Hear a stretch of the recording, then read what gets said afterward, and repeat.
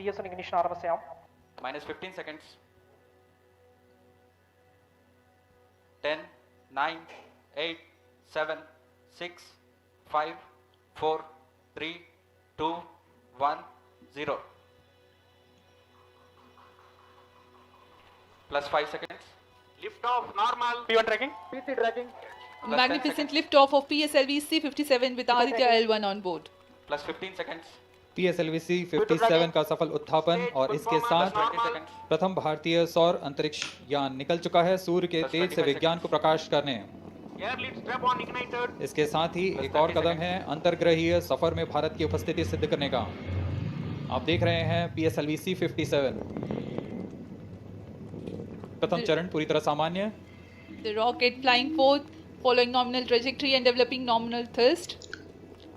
The bright fumes against a clear midday sky. A rocket launch is more than just a sight to behold. The roaring sound and the vibrations that we can feel here. Adding to this, the thrill are just amazing. Ground-lit and air-lit strap-ons operating together with the first stage S-139. Ground lead strap on separated. Hi everyone, I am Rahul Kumar. तो आप लोगों ने जैसा कि देखा होगा, Aditi L1 mission को successfully ISRO के द्वारा लॉन्च कर दिया गया है।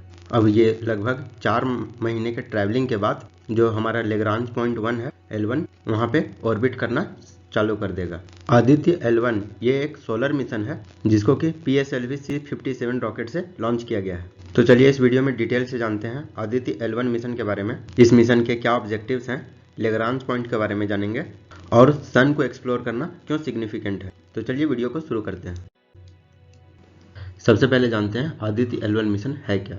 तो आदित्य L1 हमारे देश का पहला इंडियन सोलर मिशन है जो कि सन को स्टडी करेगा 1.5 मिलियन किलोमीटर की दूरी से, और इस मिशन को लेग्रांज पॉइंट 1 तक पहुंचने में लगभग 125 दिन लग जाएंगे। आदित्य L1 इसरो का second astronomy observatory class mission है। इससे पहले हम लोग एस्ट्रोसैट को 2015 में लॉन्च कर चुके थे, और इस मिशन का जो जर्नी है वो इंडिया के द्वारा भेजा गया मार्स ऑर्बिटर मिशन, जिसको हम लोग मंगलयान के नाम से भी जानते हैं, उससे छोटा है, यानी कि उससे कम दूरी तय करना पड़ेगा इस आदित्य L1 मिशन में। और इस स्पेस क्राफ्ट को प्लान किया गया है कि इसको हेलो ऑर्बिट में प्लेस किया जाए, जो कि लैग्रेंज पॉइंट 1 के अराउंड रिवॉल्व करता रहेगा। अभी थोड़ी देर में इनके बारे में बताऊंगा कि ये है क्या। तो वहाँ पे आदित्य L1 को प्लेस किया जाएगा। चलिए हम लोग थोड़ा सा जानते हैं इस मिशन में कौन कौन से पेलोड्स को ले जाया जाएगा। तो इस मिशन में 7 पेलोड को ले जाया जाएगा ताकि सन का एक सिस्टमैटिक स्टडी किया जा सके। और ये हमारे जितने भी पेलोड्स हैं वो इंडिजिनियसली डेवलप्ड, हमारे देश में ही डेवलप हुए हैं with the collaboration with various ISRO centres and scientific institutes. जो पहला पेलोड है वो है वेल्क, विजिबल इमिशन लाइन क्रोनोग्राफ। इसको डिज़ाइन किया गया है कोरोना के स्टडी करने के लिए और कोरोनल मास इजेक्शन को समझने के लिए, और इस पेलोड को इंडियन इंस्टीट्यूट ऑफ एस्ट्रोफिजिक्स के द्वारा इसरो के साथ कोलैबोरेशन करके बनाया गया है। सेकेंड पेलोड का बात करें तो SUIT solar ultraviolet imaging telescope. ये सन के फोटोस्फेयर और क्रोमोस्फेयर के अल्ट्रावायलेट के नियर इमेजिंग लेगा, हम लोग को इमेज प्रोवाइड करवाएगा। इसे सोलर रेडियंस किस तरह से वेरी करता है उसको मेजर करने का काम करेगा, और इसको inter university centre for astronomy and astrophysics के कोलैबोरेशन से बनाया गया है। जो थर्ड है solar low energy X ray spectrometer, short में सोलेक्स, ये सॉफ्ट एक्स रे स्पेक्ट्रोमीटर का स्टडी करेगा। फोर्थ है high energy L1 orbiting X ray spectrometer, short में हिलियोस, ये हार्ड एक्स रे स्पेक्ट्रोमीटर की स्टडी करेगा। तो ये दोनों जो सन का सोलर फ्लेयर है उसको स्टडी में काम में आएगा। जो पांचवा है Aditya solar wind particle experiment, short में एक्सपेक्स, ये सोलर विंड पार्टिकल एनालाइजर का इन सीटू मेजरमेंट करेगा। जो सिक्स्थ है वो है plasma analyser package for Aditya, short में पापा। इसके द्वारा भी सोलर विंड और particle analyser in situ measurement किया जाएगा। और जो आखिरी पेलोड है वो है मैग्नेटोमीटर MAG। इसका काम है मैग्नेटिक फील्ड को मेजर करना, वो मैग्नेटिक फील्ड जो कि लैग्रेंज पॉइंट L1 पर आ रही है। तो कुल मिलाकर ये 7 में से जो 4 पेलोड है वो डायरेक्टली सन को स्टडी करेंगे, और बाकी के ये जो 3 पेलोड है वो लैग्रेंज पॉइंट के आसपास मेजरमेंट लेने का काम करेंगे। आई होप यहाँ तक आप लोग को समझ में आ चुका होगा। ये आप देख सकते हैं फिगर में पेलोड को कुछ इस तरीके से रखा गया है। SUIT VELC, पापा मैग्नेटोमीटर, हेलियोस SWIS, स्टेप्स। चलिए अब हम लोग बात करते हैं इस मिशन के ऑब्जेक्टिव्स की। तो इस मिशन का मेन एम है वैल्यूएबल इंसाइट प्रोवाइड करना सोलर कोरोना के बारे में, फोटोस्फेयर के बारे में, क्रोमोस्फेयर के बारे में और सोलर विंड के बारे में।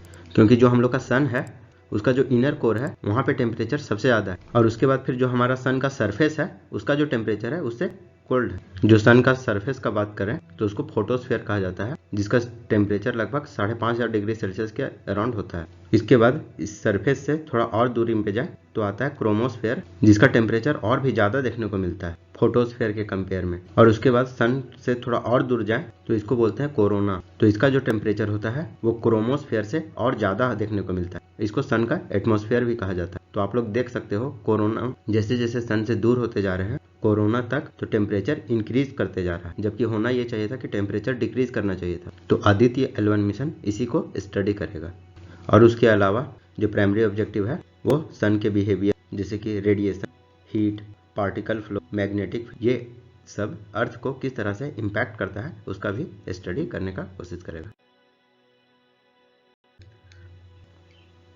तो आप लोग यहाँ पे देख सकते हैं ये जो सन का कोर है यहाँ पे टेम्परेचर सबसे ज़्यादा हाई रहता है। उसके बाद हम लोग को फोटोस्फेयर, क्रोमोस्फेयर और कोरोना देखने को मिलता है। ये सन पे जो काला काला दाग दिख रहे हैं इसको सन स्पॉट कहा जाता है, और ये लगभग 6 साल से 12 साल के बीच कभी कभी देखने को मिलता है। तो इसके बारे में भी जानने का प्रयास किया जाएगा। और सन के सरफेस के ऊपर जो डेंस मटेरियल होता है उसको प्रोमिसियंस कहा जाता है। आई होप यहाँ तक आप लोग को समझ में आ चुका होगा। चलिए अब हम लोग जानने का कोशिश करते हैं लैग्रांज पॉइंट के बारे में। ये L1, L2, L3, L4, L5 है क्या? तो यदि दो सेलेस्टियल बॉडीज के बीच जो ग्रेविटेशनल फोर्स होता है वो वहाँ पे बराबर लगता है तो उसको लैग्रांज पॉइंट कहा जाता है। जैसे कि आप यहाँ पे देख सकते हो L1 की, तो इस पॉइंट पे जो सन का ग्रेविटेशनल फोर्स है और अर्थ का ग्रेविटेशनल फोर्स है वो इक्विलिब्रियम में देखने को मिलता है, जिसके वजह से कोई भी सैटेलाइट हम लोग लॉन्च करते हैं वो रिवॉल्व करना शुरू कर देता है। उसी तरह आप L2 को भी देख सकते हैं। यहाँ पे हमारा जो जेम्स टेलीस्कोप है उसको लैग्रांज पॉइंट 2 में प्लेस किया गया है। उसी प्रकार से L3, L4 और L5 पॉइंट भी एग्जिस्ट करता है। चलिए अब हम लोग जानते हैं ये लैग्रांज पॉइंट है क्या।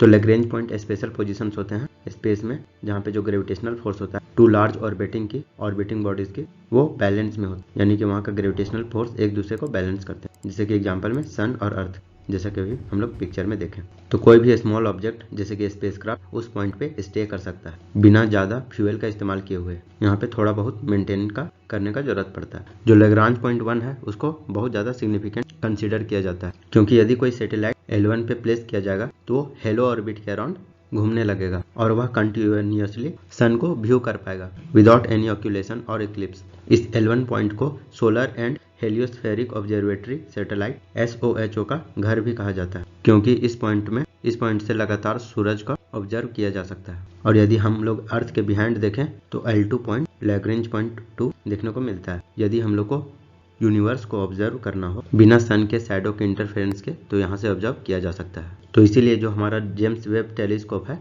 उसको लैग्रेंज पॉइंट 2 में प्लेस किया गया है। जो L3 पोजीशन है वो सन के बिहाइंड देखने को मिलता है और अर्थ के अपोजिट देखने को मिलता है। इसका इस्तेमाल सन के फार साइड को ऑब्जर्व करने के लिए किया जाता है। और L4 और L5 है वो टू लार्जर बॉडी के साथ इक्विलेटरल ट्रायंगल में देखने को मिलता है। इसको अक्सर स्पेस ऑब्जर्वेटरीज के लिए इस्तेमाल किया जाता है जो स्पेस में एस्ट्रॉयड पाए जाते हैं उसके स्टडी के लिए। यहाँ पे नोट करने वाली बात है जो लैग्रांज पॉइंट 1, 2 और 3 है वो अनस्टेबल है। कहने का मतलब यहाँ पे छोटी सी गड़बड़ी भी कोई भी सैटेलाइट इस पोजीशन पे प्लेस करते हैं उसको दूर ले जा सकती है। इसीलिए अगर L1, L2, L3 पर कोई भी सैटेलाइट ऑर्बिट कर रही है तो उसको रेगुलर कोर्स करेक्शन की नीड है। उसको हमेशा करेक्ट करना होता है साइंटिस्ट के द्वारा, ताकि जो सैटेलाइट का ऑर्बिटिंग पोजीशन है वो मेंटेन रह सके।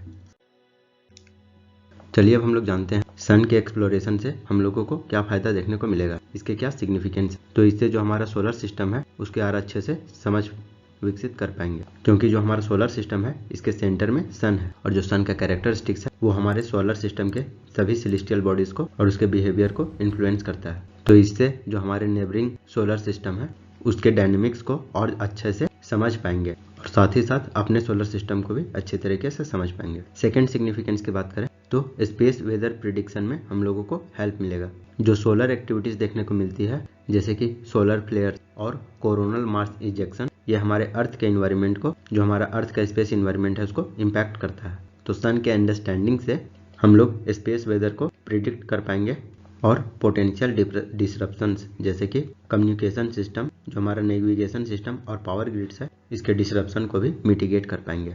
थर्ड सिग्निफिकेंस का बात करें तो इससे जो सोलर फिजिक्स है उसमें एडवांसमेंट देखने को मिलेगा। सन के कॉम्प्लेक्स बिहेवियर को एक्सप्लोर करने से जैसे कि magnetic field, heating mechanism, plasma dynamics, ये सब हमारे फंडामेंटल फिजिक्स और एस्ट्रोफिजिक्स को और ज़्यादा एडवांस करेगा। फोर्थ सिग्निफिकेंस का बात करें तो हमारा जो एनर्जी रिसर्च का फील्ड है वो भी और ज़्यादा इन्हेंस होगा, क्योंकि जो हमारा सन है वो हमारा नेचुरल फ्यूजन रिएक्टर है। तो इससे हम लोग को इंसाइट मिल पाएगा इसके कोर और न्यूक्लियर रिएक्शन को स्टडी करके कि हम लोग अर्थ के ऊपर किस तरह प्रकार से clean and sustainable fusion energy create कर सकते हैं। और फिफ्थ सिग्निफिकेंस का बात करें तो इससे जो हमारा सैटेलाइट ऑपरेशंस है उसमें इम्प्रूवमेंट देखने को मिलेगा। जो सोलर रेडिएशन और सोलर विंड है वो सैटेलाइट और स्पेस क्राफ्ट के फंक्शनिंग को अफेक्ट करता है। तो इसके अंडरस्टैंडिंग से हम लोग बेटर स्पेसक्राफ्ट डिजाइन कर पाएंगे और उसको अच्छे से ऑपरेट भी कर पाएंगे।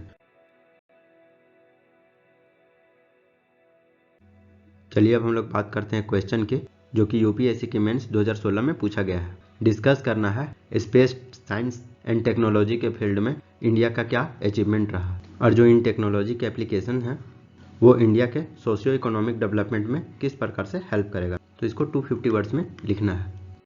तो यदि आपको ये वीडियो अच्छा लगा हो तो लाइक करें, सब्सक्राइब करें और शेयर करें। And thanks for watching.